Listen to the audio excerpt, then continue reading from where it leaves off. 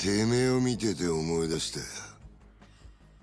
俺はな、自分より強えと思える奴を殴るためにずっと極道を張ってきたんだ。てめえみたいな三下と一緒にするな。He's back, guys. Kuze's back. And I'm not talking about how he appeared in the non-canon mobile game, which in my opinion was still a cool showing of this dude, but then again, I'm a little starved for Kuze content, I guess. The dude's just badass. So I guess I should have just waited a day before I made the Pikmin video, because I would have covered this in that video too, but looks like we got it. Yakuza Ishin Remastered.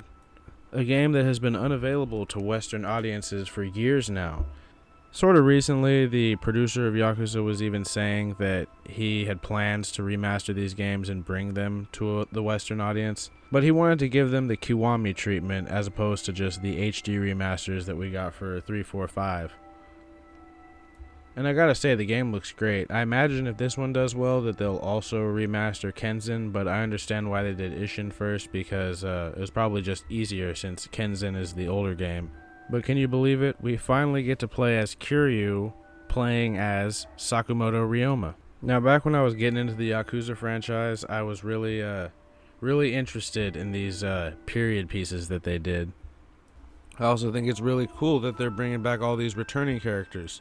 There was already a good deal of them present in the original version of this game, but they've added even more, including the best Yakuza character of all time, Daisaku Kuze, portrayed once again by the legendary Hitoshi Ozawa.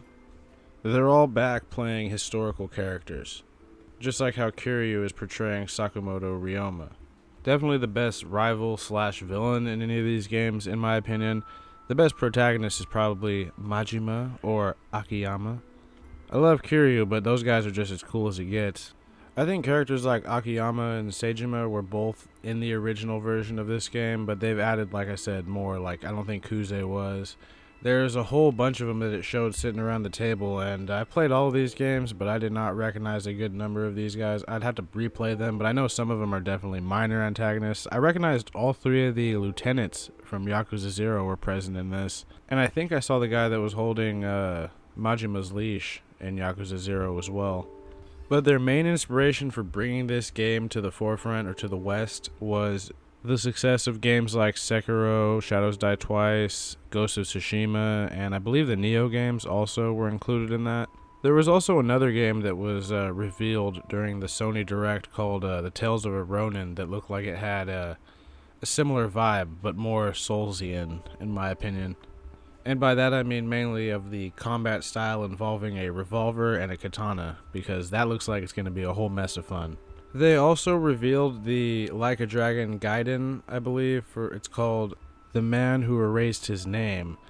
And this is about none other than a famous character named Joryu, and about how his resemblance to the legendary Kiryu has haunted him throughout his life. I'm just kidding. It's about Kiryu's adventures after Yakuza 7 and before, and I think during and like how he got to that point.